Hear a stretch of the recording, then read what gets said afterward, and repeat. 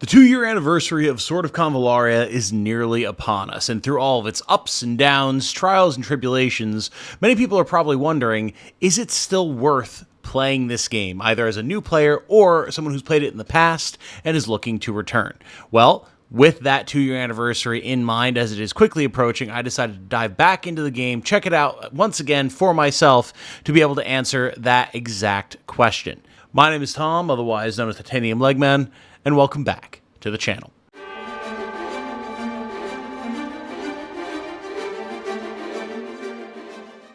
Hello everyone, if you enjoy what I do, including my ongoing coverage of turn-based tactics titles such as Sword of Convallaria, then a like on this video, a subscription to the channel, and consideration of checking out my Patreon, where I've been posting patron-exclusive timed content, as well as all the normal stuff that patron and channel members should be able to expect, then I would very much appreciate it. Thank you so much. So yes, it's been a little while since we talked about Sword of Convallaria here on the channel, but again, the 2-year anniversary of its release is almost upon us, and that's an exciting time, as, you know, the last year anniversary, the first year anniversary, which we covered here on the channel, brought a lot of content to the game, on top of all of the existing content from its base release, and everything else that had been put out over time, leading up to these major anniversaries. So, since it's been a little while since I've had the opportunity to dive in myself, I figured it was a great chance to find out, not only for me, but for all of you, if it's something that is still worth your time. And I'm going to tell you right now, I absolutely think that it is, especially if you've not checked it out before, but also for those of you who are returning like myself. Whether you're interested in the more traditional single-player content that the Spiral of Destinies provides, or you're looking for your more kind of online, guild-based gacha experience that the Fool's Journey provides, there's something here for everybody, and it seems like that has not changed one bit since I've last played. And of course, since these yearly anniversaries for this type of game typically do drop a lot of new content, I would imagine that if you are looking to get into it, or you've been curious, or you've just been looking for a chance to finally dive in, you should have a very good opportunity to do so and get prepared for whatever's going to wind up hitting us with that second anniversary. Of course, that said, if you're not familiar with Sword of Convallaria, allow me to summarize it for you very briefly. Sword of Convallaria looks to mesh the classic turn-based tactics style of game, your Tactics Ogres, your Final Fantasy Tactics, your Langrissers, your Brigandines, your Fire Emblems, all that type of stuff that people who are fans of this channel would most likely be very familiar with, alongside the modern gaming aspect of your Genshin Impacts, your Withering Waves, your Zenless Zone Zeros, various other titles that I'm not familiar with, and have things that appeal to both of those different eras of gaming and the players of those eras in one complete package. And I think it does that extremely well because of the fact that it's split into two very distinct modes. The Spiral of Destinies is your traditional single-player, very politically and character-driven, story-based game experience, and as mentioned, The Fool's Journey, which is more of that like kind of online, mission-based, star rating, energy usage type thing. The fact that Sword of Convallaria doesn't really expect you to dive into both modes, there's a little bit of overlap, but it really likes to let you play whichever one is most appealing to you, is I think one of its biggest strengths and one of the most drawing aspects of it, and in the last 2 years that really hasn't changed. I know most of the people who view this channel are most interested in that single player content through the Spirals of Destinies. It's the feature that I'm most interested in as well, and now, at least at the time of recording, there are 10 different beacons to be able to jump to that provide you a wealth of story content to explore. Many of these beacons have a variety of different branching paths that you'll be able to go down based on choices that you make in game that will dramatically change the story, the characters that are available to you, and what other sorts of unlocks and rewards you're able to get. Some of them go down completely different story paths that are almost entirely divorced from what you may have been experiencing previously in the game, but still encourage you to use all of the features that are available to you. All of the generic character recruitment, all of the weapon forging, all of the various different side quests and story paths and town development.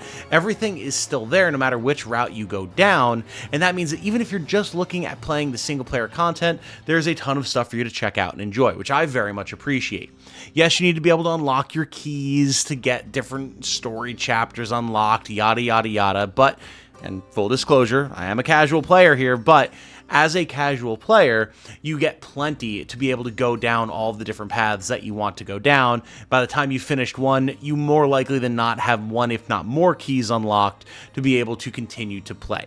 I know that'll rub some people the wrong way because, you know, there's a little bit of a gacha connection there, but to me, all told, it's a pretty fair system for a free game. And considering just how much time you can spend in each of these campaigns, all the different characters that you'll be able to level, meet, discover the stories of, etc., it's a very compelling gameplay path to take if you're looking for something different from your more traditional titles that you're probably very familiar with. I, in particular, have always been very impressed by some of the twists and turns that the story can take.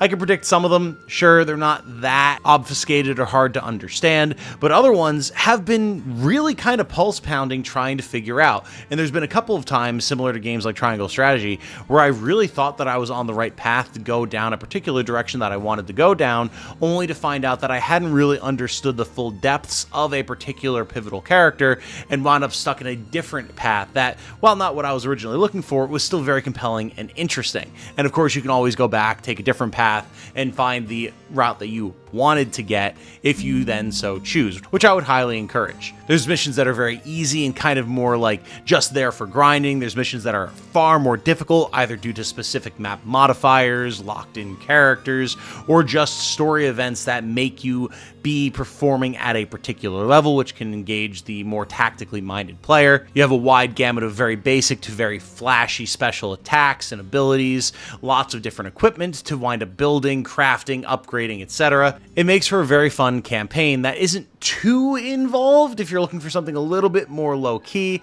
but still engaging for someone who's probably already a tactics fan. I wouldn't say that many games in the genre are particularly chill experiences, and while the themes of the game and its story writing are not exactly chill either, the experience of playing it I find to be very relaxing compared to some of the other much more taxing games that I've played in my time, and I do enjoy that it's able to fill that niche considering how rare that is. Of course, if you are more of a modern gaming, gacha gamer type of person, there's also a ton to enjoy there as well. From all of your various different summoning mechanics and banners and different events to your just typical progression through all of the various story elements that the gacha side of the game entails, to all of your endgame PvP, challenge map, grinding options for someone who really wants to just dive in and max out all of their characters.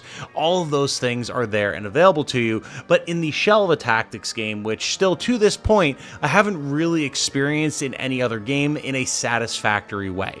So many games that bill themselves as grid-based, turn-based tactics, free-to-play gacha games are so brain dead easy and simple that it just bores me right off the bat. But I feel like there's actually a good mix of proper tactics and challenge here with sort of Convallaria, at least at the levels that I've played at, to keep people engaged for a good long while. I can't pretend that I'm a high-level endgame PvP type player. That's not my forte with this game, so forgive me if I'm misrepresenting the absolute highest echelons, but even if I am, I feel like there's so much to enjoy here, even for the casual player like myself, that it would be remiss of me to not recommend it to people who enjoy this type of game. Add on to that the fact that all of the visuals and the soundtrack and the general writing for both characters and overall world building and plot are so strong, and I think there's a lot to enjoy here. You even have various different crossovers that are cool. We've had things like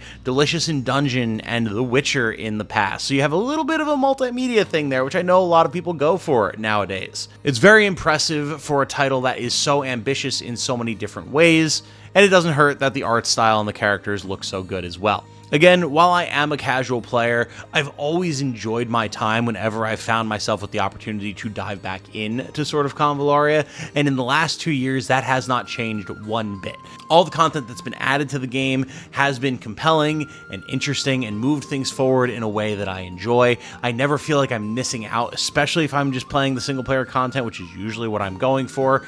I can just sit down, enjoy the mechanics, the systems, the world, the music, and the art, and then dip out whenever it is that I feel like I've had my fill until I decide to come back again. Because of all that, I do absolutely feel that this is a game that is worth your time to check out if you are a tactics player, whether you're playing on mobile, Steam, whatever. I, of course, do enjoy the PC experience a little bit more because I can use a controller, mouse and keyboard, whatever. But if you're a mobile phone or tablet player, fair enough. Absolutely. Enjoy yourself. And I don't think that's a bad experience either by any means. I'm just old-fashioned. What do you want from me? With this most recent foray into sort of Convallaria, I'm definitely curious to see what exactly is going to be coming about with the 2-year anniversary, just how expansive that update is going to be, how much stuff it's going to add, what there's going to be there for us to enjoy. Very curious to see. And since I've had such a good time with it, I recommend that you check it out as well. Even if you just go in and play a couple of the campaign stories and have a good time with that, hey, why not, right? It's free. Who cares? I am very curious to hear your guys' thoughts, whether you're someone who's just been on the fence and curious about checking out sort of Convallaria since it released, if you, like me, are someone who just casually jumps in from time to time and plays some, if you're a hardcore but lapsed player, or someone who's been playing this entire time and knows exactly what they're talking about. I would love to hear from all of you down in the comments. Give me your thoughts, give me your opinions, fill me in if there's something that I'm misinformed about. I would love to hear all of it. It's always good to have more discussion about any sort of game in our genre, especially one like this that is very ambitious in the way it's trying to blend multiple eras and styles of game into one complete package. For now, though, I think I'm going to wrap this one up here. My name has been Tom, otherwise known as Titanium Legman. Thank you all so very much for watching. I hope that you all have a good night. Stay safe and healthy out there, everybody. And remember, be good to each other, y'all. Bye now.